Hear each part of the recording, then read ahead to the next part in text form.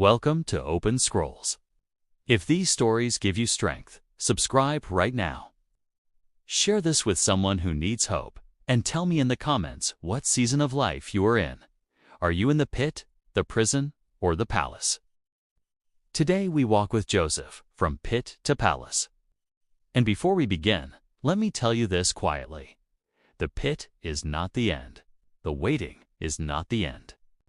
God is still writing, even when it feels like the ink has stopped. In the land of Canaan, Jacob lived with his sons, and the house was full of voices, work, and rivalry. Joseph was 17, still young, still tender, but carrying something that made him stand out. Not just a gift from his father, not just a special robe, but a calling that he himself did not yet understand. Jacob loved him deeply, and everyone could see it. Love, when it is uneven, can turn a family into a battlefield. His brothers watched the favor. They watched the attention. They watched Joseph walk differently, and their hearts hardened. Not in one day, but in 1,000 small moments. Then Joseph dreamed. He dreamed in the way heaven speaks to the earth, through pictures that feel bigger than our own thoughts.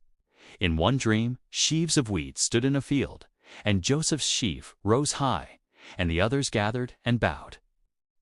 In another dream, the sun and moon and 11 stars bowed low before him. Joseph, still learning wisdom, spoke what he saw. He did not mean to provoke, but words can become sparks when envy is already gasoline. His brothers heard the dreams as an insult. How dare you? Who do you think you are? Their anger was not just at Joseph. It was at the idea that God could choose someone they did not approve of. Jacob corrected him, but Jacob also stored it in his heart. Because a father can rebuke with his mouth and still wonder with his soul. And this is how the story begins. Not with power, but with tension. Not with a throne, but with a home that is slowly cracking. If you have ever been misunderstood, if you have ever had a dream that made people pull away from you, stay close. The God who gives dreams also gives endings. And Joseph's ending will not look like his beginning. The day came when Joseph's brothers were far from home with the flocks, and Jacob felt that familiar fear a parent carries. The fear that something is wrong and you cannot see it. He sent Joseph to check on them and return with news. Joseph obeyed. He walked alone through open fields and dust roads, wearing the robe that marked him, the robe that made him visible. Some people do not hate you because you harmed them.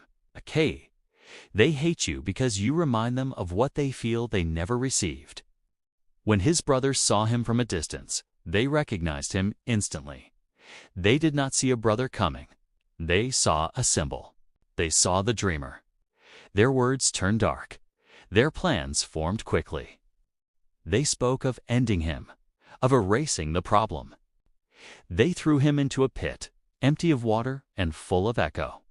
The pit is a special kind of pain because it is not only suffering, it is rejection. It is the sound of your voice bouncing back like no one cares. And the brothers sat down to eat. That detail matters, because sin often looks calm. Evil often eats lunch.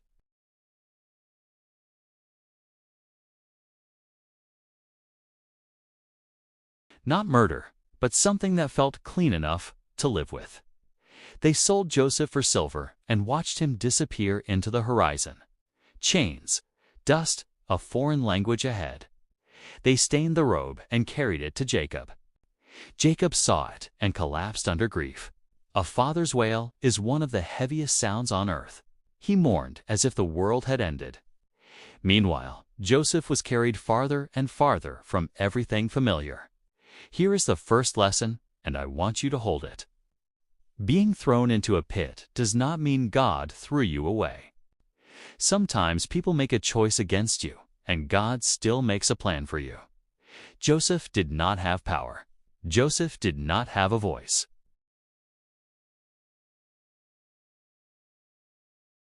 Finished where others try to end it. The chapter you are in is not the conclusion. Type in the comments, God is still writing. and share this with someone who feels trapped in their pit right now. The skies felt wider. The gods were different. The speech was different. And Joseph was not a guest. He was property. Sold again, placed into the house of an Egyptian official, a man with authority and influence. Joseph could have become bitter. He could have decided that faith was useless, that integrity was for fools, that God had forgotten him. But instead, Joseph worked. He served. He stayed steady. And something began to happen that often happens when someone chooses faithfulness in the middle of disappointment. God's favor showed itself, not as comfort, but as fruit. Tasks that should have failed succeeded. The household that should have been chaotic became organized. People noticed. The master noticed. Joseph was elevated step by step until he oversaw almost everything. Think about that. The same hands that had been grabbed and bound now held responsibility. The same heart that had been crushed now carried leadership. Sometimes the pit does not destroy you. It trains you. Sometimes being stripped does not end you. It reveals what cannot be stripped. But favor attracts attention, and not all attention is holy. Joseph grew into a man, capable and strong, and the master's wife noticed him. Desire, when it is denied, can become vengeance. She began to pursue him with words and opportunities. And Joseph did something that many people do not do when temptation comes wrapped in power. He refused, not once, but again and again. He remembered who he was. He remembered who God was. He remembered that sin always promises pleasure, but delivers chains. One day, when the house was quiet, she caught him and demanded what she wanted. Joseph fled. He ran, leaving behind the garment she grabbed. And in that moment, Joseph did the right thing and still suffered. Let that speak to you. Doing what is right does not always protect you from pain. Sometimes righteousness costs you. Sometimes obedience leads you into misunderstanding. And she turned the story against him. She shouted. She accused. She made him look like the villain. His master believed the lie. Joseph was seized and thrown into prison. Again, another pit, another closed door, another season of darkness. And maybe Joseph asked in his heart, God, I did the right thing. Why am I here again? If you have ever asked that, you are not alone. But listen closely. And your location does not cancel your calling. The prison held men who had fallen out of favor with the king. Heavy doors, cold walls, slow days. Joseph had lost his position overnight. His name was questioned. His future looked buried. And yet the story says, in different words, that God stayed close. Joseph did not let the darkness make him careless. He served even there. He worked even there. And soon the keeper of the prison saw what others had seen before. This man carries something different. So Joseph was entrusted with responsibility again, even among chains. One day, 2 royal servants were placed in the prison, the cupbearer and the baker, men from Pharaoh's own world. They carried fear on their faces because they carried uncertainty in their fate. One morning, Joseph noticed them troubled. This is important. Joseph was suffering, but he still noticed the pain of others. That is a sign of a heart that has not been ruined by hardship. They told him they had dreams and no one to interpret them. Joseph answered with humility. Interpretations belong to God. Tell me what you saw. One dreamed of a vine with 3 branches, grapes pressed into a cup. And Joseph explained it would mean restoration in 3 days. The other dreamed of baskets and birds, and Joseph explained it would mean death in 3 days. And exactly as spoken, it happened. Joseph then made a request that was deeply human. When you are restored, remember me, mention me. Help me get out of here. I did not deserve this place. He was not asking for luxury. He was asking for justice. And the cupbearer agreed. But when the time came, he forgot. He walked back into comfort and left Joseph behind. 2 full years passed. 2 full years of waking up in the same place. 2 full years of wondering if the moment had already passed. 2 full years of silence. And some of you know that kind of time. The kind of time where you keep doing right, but nothing changes. The kind of time where people promise, and then life moves on without you. The kind of time where you start to question your own dreams. But here is what I want you to hear. God's silence is not God's absence. Waiting is not rejection. Delays are not denials. The prison is not proof that the promise died. It is often the hallway before the door opens. If you feel forgotten, write this in your heart. God remembers. If you feel overlooked, breathe and stay faithful. And if this speaks to you, subscribe to Pergaminos, Abiertos, and Open Scrolls. And share it with someone who needs strength to keep going one more day. Then the story shifts in one night. Pharaoh, ruler of Egypt, dreamed dreams that troubled his spirit. In one dream, 7 healthy cows rose from the river, strong and full, and then 7 sickly cows came after them. In another dream, 7 full heads of grain grew, and then 7 scorched heads swallowed them. Pharaoh woke unsettled. He gathered wise men, magicians, interpreters, anyone who claimed to understand mysteries, but no one could give him peace. That is when the cupbearer remembered. And notice how timing works. He did not remember when Joseph was begging.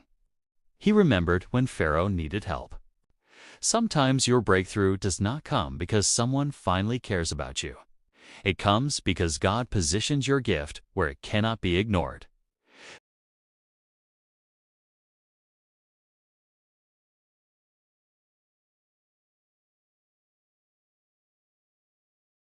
A prisoner standing before the most powerful throne in the land.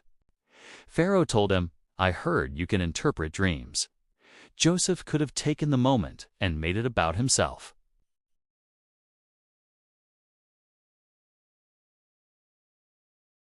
But Joseph had learned something in the pit and in the prison. He answered with humility and courage, "It is not in me." Then Pharaoh told the dreams, and Joseph listened carefully. And Joseph spoke with clarity. The dreams are one message.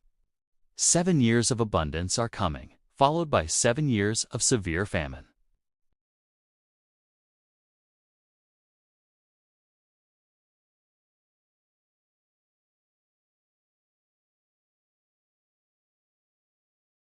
Store grain during the abundance.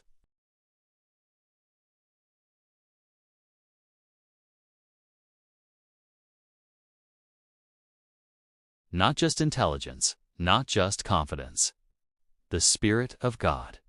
Pharaoh decided quickly. He placed authority on Joseph, second only to the throne. He gave him a ring, garments, honor, a new name, and a new life. Joseph went from prisoner to leader in a single day. Listen to me. The same God who allows a season of waiting can also change your whole story in a moment. When God opens the door, no one can close it. The pit did not stop the dream. It only prepared Joseph to carry what was coming. If you are in a slow season, stay ready. Keep your character clean. Keep your faith strong. Your moment may be closer than you think. Joseph stepped into leadership with the weight of an entire nation on his shoulders. He did not waste the opportunity. During the 7 years of abundance, he gathered grain steadily, storing it, organizing it, building a future that people could not yet see. It is one thing to believe God for miracles. It is another thing to partner with God through wisdom and preparation. Joseph did both. Then the famine came, and it spread far beyond Egypt. Crops failed. Families panicked. Nations weakened. But Egypt had bread, because Joseph had listened, planned, and acted. People came from everywhere to buy grain, and Joseph became the gatekeeper of survival for the world around him. And then, one day, the past walked into the room. 10 men from Canaan arrived to buy grain. Joseph looked up and saw faces he knew. Older now, worn by time, but unmistakable. His brothers, the ones who threw him into the pit, the ones who sold him, the ones who carried the lie home. They did not recognize him. How could they? He looked Egyptian. He spoke through an interpreter. He carried authority. But Joseph recognized them instantly. Imagine what rose inside him. The memory of the pit, the sound of their laughter, the feel of the robe being torn away, the years of slavery and prison. And yet, Joseph did not explode. He did not reveal himself immediately. He tested them. Not because he wanted revenge, but because he needed to know who they had become. People can change, but not everyone does. He spoke harshly, accusing them of being spies. They fell to the ground, terrified, and insisted they were honest men. They told him they were 12 brothers, sons of one father. They said the youngest was at home with their father. And they said one brother was no more. Joseph heard those words and felt the ache. One is no more. In their minds, he was still gone, buried, forgotten. Joseph demanded proof and insisted they bring the youngest brother, Benjamin. He kept Simeon behind as prisoner. And as the others left, Joseph secretly returned their silver in their sacks. The brothers would discover it later and fear they were being trapped. The past was pressing into their present, and they did not even know it. This part of the story teaches us something powerful. God can bring you to a place where you finally face what hurt you, not to destroy you, but to heal you. Not to reopen wounds, but to close them rightly. Joseph was not only managing grain, he was standing at the edge of a moment that could either become revenge or redemption. What will you choose when your past shows up at your door? The famine tightened its grip in Canaan, and Jacob's household grew desperate. The grain ran out. They had no choice but to return to Egypt. But Jacob refused to risk Benjamin at first. He had already lost Joseph, and he could not bear to lose the last son of Rachel. Then Judah stepped forward and made a vow. He promised to take responsibility for Benjamin and to bring him back. Jacob finally agreed. When the brothers returned, Benjamin was with them. Joseph saw him and nearly broke inside. The little brother he had not seen since youth was now before him. Joseph turned away to weep privately. Even strong men weep when God touches the tender places. Joseph then invited them to his house, seated them in birth order, and watched their confusion. How does he know? Benjamin received extra portions, and Joseph observed everything. Then came the final test. Joseph placed his own silver cup into Benjamin's sack. The brothers left, and soon they were overtaken and accused of theft. The cup was found with Benjamin. The moment was set. Would they do it again? Would they abandon Rachel's son again? Would they sacrifice the youngest to save themselves? They returned in anguish, and Joseph declared that only Benjamin would stay as a slave, and the rest could go home. That was the test.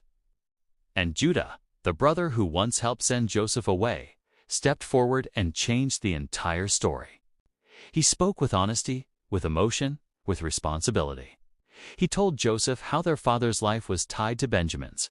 He told him about the grief that would kill. Jacob and then Judah offered himself. Let me stay instead. Let the boy go free. I cannot bear to see my father suffer. That is what repentance looks like. Not just saying sorry. Not just feeling bad. It looks like becoming someone different. It looks like choosing sacrifice instead of selfishness. It looks like protecting the vulnerable instead of using them. In that moment, Joseph saw that the brothers who betrayed him were not the same men standing before him now. And something inside Joseph cracked open, not with anger, but with mercy. He could not hold back any longer. This is where many stories would turn into revenge, but God was writing something holier. This was not just about Joseph rising. This was about a family being rebuilt. This was about the transformation of hearts. And if God can change Judah, God can change anyone. If you are listening and you think, I have done too much, I have hurt too many, remember, Judah, God is able to change a heart completely. Joseph sent everyone out of the room. He needed privacy for what was about to happen. Only his brothers remained, the men who once watched him disappear into slavery. And Joseph finally let go. He wept loudly, not a tear or two, the kind of weeping that carries years inside it. The sound echoed beyond the walls, and people in the palace heard it. His brothers stood frozen, terrified, confused. And then Joseph spoke to them in their own tongue, the language of home, the voice of the brother they tried to bury. I am Joseph. Is my father still alive? They could not answer. Fear seized them. The past had become present, and judgment felt inevitable. Joseph called them closer, gently, again and again, until they stepped forward, trembling. And Joseph said it again. I am Joseph, your brother, whom you sold into Egypt. Then he did what only God can empower a wounded heart to do. He told them not to be crushed by guilt. He told them not to destroy themselves with shame. He did not pretend what they did was fine. But he lifted their eyes to something higher. God sent me ahead to preserve life. What you meant for evil, God turned toward good. Joseph embraced Benjamin and wept. He kissed his brothers and wept over them, and only then were they able to speak. Forgiveness opened their mouths. Mercy brought them back to life.